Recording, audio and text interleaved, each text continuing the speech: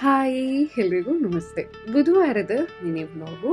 ಪೂಜೆ ಮುಗಿಸ್ಕೊಂಡಿದ್ದೀನಿ. ಇನ್ನು ಟಿಫನ್‌ಗೆ ಸಿಂಪಲ್ಲಾಗಿ ಚಪಾತಿ ಹಾಗೆ ಬೆಂಡೆ ಫ್ರೈನ ಮಾಡ್ಕೊಳ್ತಿದ್ದೀನಿ. ಹಾಗೆ ಇವತ್ತೊಂದು ಫ್ಯಾಮಿಲಿ ಫಂಕ್ಷನ್ ಇದೆ, ಹೊರಡೋಣ ಅಂತ ಹೇಳ್ಬಿಟ್ಟು ಮಕ್ಕಳಿಗೆ ಟಿಫನ್ನು, ಲಂಚು ಮಾಡಿ ಅವ್ರನ್ನ ಸ್ಕೂಲಿಗೆ ಕಳಿಸಿ ಆಮೇಲೆ ನಾವು ಹೋಗ್ತೀವಿ. ಪ್ರತಿ ಸರಿ ಎಲ್ಲಿಗಾದ್ರೂ ಹೋಗೋದಿತ್ತು ಅಂದರೆ ನನ್ನ ಮಕ್ಕಳನ್ನ ಕರ್ಕೊಂಡು ಹೋಗಲ್ಲ. ಏನಾದರೂ ಹೋಗಲೇಬೇಕಾದಂಥ ಫಂಕ್ಷನ್ ಇದ್ದರೆ ಮಾತ್ರ ಹೋಗ್ತೀನಿ, ಇಲ್ಲಾಂದರೆ ನಾನು ಹೋಗೋದೇ ಬಿಟ್ಬಿಡ್ತೀನಿ. ಮಕ್ಕಳು ಕೂಡ ಅಷ್ಟೇ, ಬರ್ತೀವಿ ಅಂತ ಅವ್ರೇನೂ ಹೇಳೋದೇ ಇಲ್ಲ.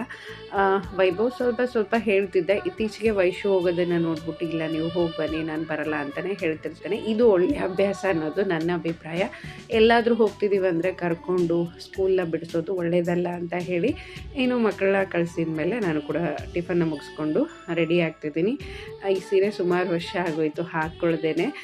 ಸೊ ಹಾಗಾಗಿ ಸಾಫ್ಟ್ ಇದೆ, ಆಮೇಲೆ ಕಂಫರ್ಟಬಲ್ ಕೂಡ, ತುಂಬ ಬೇಗ ಹಾಕ್ಕೊಂಬಿಡ್ಬೋದು. ಹಾಗಾಗಿ ಇದನ್ನೇ ಹಾಕ್ಕೊಂಡಿದ್ದೀನಿ.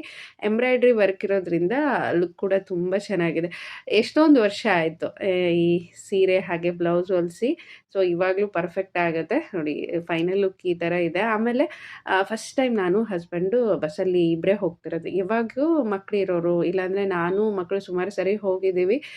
ಇವತ್ತೇನೋ ಖಾಲಿ ಅನ್ನಿಸ್ತಾ ಇತ್ತು. ಮಕ್ಕಳು ಇಲ್ಲದೆ ಇರೋದು ಒಂದು, ಇಬ್ಬರು ಹೋಗ್ತಿರೋದು ತುಂಬ ಖುಷಿ ಅಂತ ಅನ್ನಿಸ್ತಾ ಇತ್ತು. ಆಧಾರ್ ಕಾರ್ಡ್ದು ಫೋಟೋ ತೊಗೊಂಡು ಹೋಗಿದ್ದೆ, ಬಟ್ ನಡೆಯಲ್ಲ ಅಂತ ಹೇಳಿದರು.